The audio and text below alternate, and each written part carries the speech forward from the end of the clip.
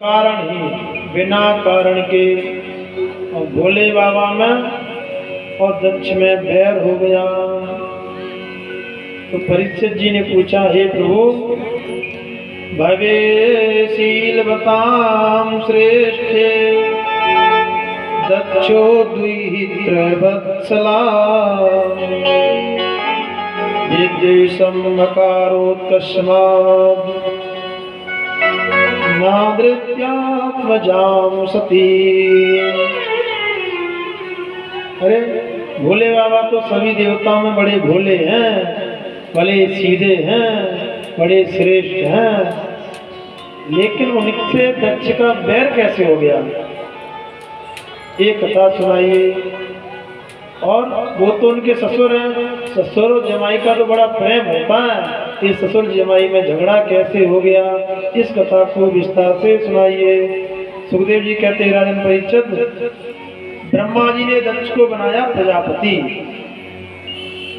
तो प्रजापति सभा का एक बार आयोजन रखा, तो स्वागत समारोह में सभी लोग आए, और जैसे ही सभा में दक्ष ने प्रवेश किया तो सभी लोग स्वागत के लिए खड़े हो गए।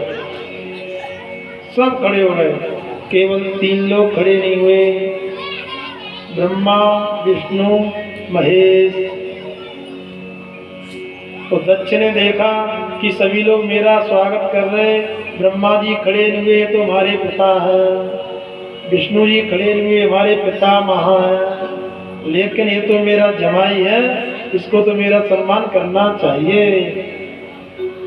हजारों लोग सम्मान कर रहे, उससे संतुष्टि नहीं हुई। एक व्यक्ति ने सम्मान नहीं किया तो सारे हजारों लोगों का किया हुआ सम्मान बेकार चला गया। ये अभिमानी व्यक्ति होते हैं।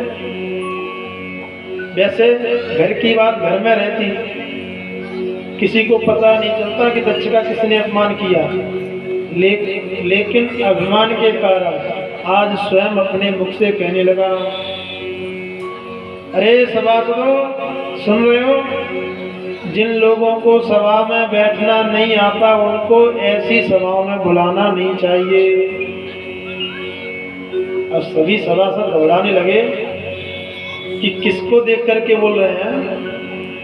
जो सभापति होता है उसका भाषण सबसे लास्ट में होता है, लेकिन दक्ष तो सबसे पहले ही भाषण शुरू कर दिया देना। सब लोगों के चेहरे उतर गए, पता नहीं किसके बारे में बोल रहे हैं। अरे तुम लोग ऐसे क्यों देख रहे हो? मैं इस मरकट लोचन शिव के बारे में बोल रहा हूँ। गृहीत्वा मृग समाख्यायाम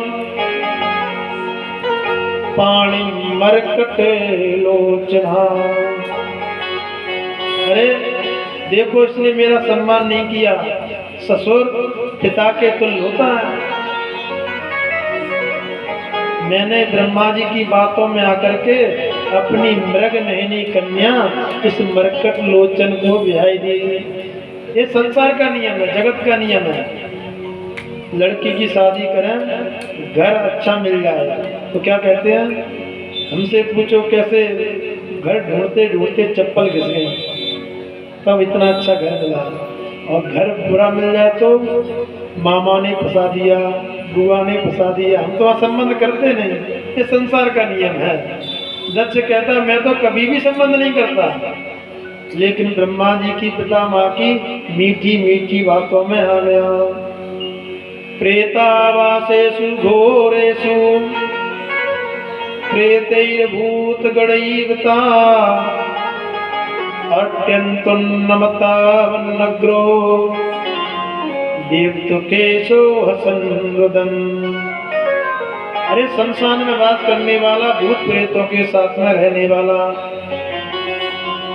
चिता भस्म को लगाने वाला, ये इस सभा में बैठने के योग्य नहीं।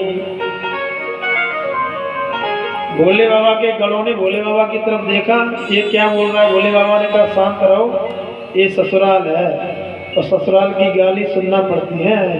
विवाह में नहीं सुन पाई तो अब सुन लेते हैं। बोलो राधे राधे। भोले बाबा शांत बैठे। जब कोई किसी पर क्रोध करता है, सामने वाला यदि शांत बैठा रहे तो उसका क्रोध और बढ़ता है। दक्ष को क्रोध और बढ़ा, इतना क्रोध बढ़ा, इतना क्रोध बढ़ा कि क्रोध में आकर के उसने श्राप दे दिया। अयम तो देवयजनः इंद्रोपेन्द्र दिविर्भवा सैभागम न लभताम देवे देवो गणाधिमा। अरे इस सभा में बैठने के अधिकारी नहीं है, मैं श्राप देता हूँ कि आज के बाद इंद्र, देवादि इंद्र, उपेंद्र यज्ञ आदि आयोजन में शिव जी को कोई भाग नहीं मिले।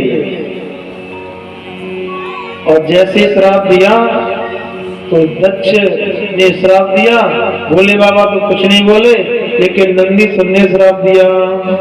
स्त्री कामासो विस्तराम दक्षो वस्त्र मुखो चिरा। अरे बकबक करने वाला दक्ष, तेरा यह मुख बकरे का हो जाए। तो भृगु महाराज ने कहा, ये ससुर दामाद की लड़ाई थी, हे नंदीश्वर तुम बीच में क्यों बोले? तुम्हें बोलने का कोई अधिकार नहीं था, ये घर की बात थी, ससुर जमाई की, तुमने क्यों श्राप दिया? तो भृगु ने नंदीश्वर शिव के गणों को श्राप दे दिया। सर्ववच्चादजावृत्ति व्रत विद्या तपोव्रता विद्यदेन्द्रिया रामा याचिकाया विचरन्त भाव। अरे शिव भक्तो तुम जाओ, पाखंडी हो जाओ। नंदीश्वर ने भी श्राप दिया, पाखंडिनस्ते भवन्तु वित्रेन्द्रियात्मा याचिका विचरन्त भी। अरे चापलूस ब्राह्मणों, जिस सभा में शिव जी का सम्मान नहीं, उस सभा में तुम बैठ करके हाँ में हाँ मिला रहे हो, ऐसे चाटुकार ब्राह्मण तुम हमेशा भिक्षुक ही बने रहोगे, धनवान नहीं होगे। भोले बाबा ने देखा ये था स्वागत समारोह, लेकिन स्वागत समारोह तो नहीं रहा, ये साप समारोह बन गया। इसलिए जितनी देर तक बैठेंगे उतनी देर तक उपद्रव होते रहेंगे। इसलिए भोले बाबा खड़े हुए, अपने गणों को साथ में लेकर चले गए।